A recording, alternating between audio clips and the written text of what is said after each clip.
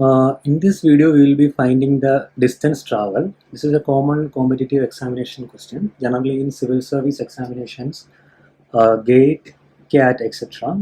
So the question is, the circumference of a wheel, front wheel of a cart is 40 feet long.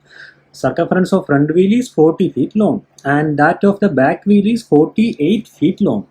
So front wheel 40, back wheel is 48 feet long. What is the distance traveled by the cart? So what is the total distance traveled by the cart?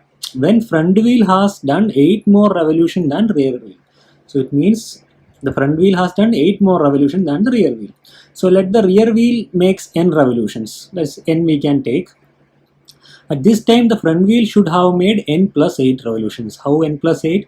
Because 8 more revolution than the rear wheel. So n plus 8 revolution is the front wheel. And when coming to the back wheel would have covered the same distance. So we can say that 48, that is back wheel, 48 into n revolutions is equal to front wheel is 40 into n plus 8 revolutions. So we can, by solving it, 48n is equal to 40n into 40 into 8 is equal to 320. So by solving further 8n, so we take this 40n here, so 48n minus 40n means 8n. So 8n is equal to 320, so n is equal to 320 by 8, so we will be getting 40. So we have to, n is equal, the revolution is equal to 40 revolutions. So distance covered, we have to see that 40 into 48 is equal to 1920 feet.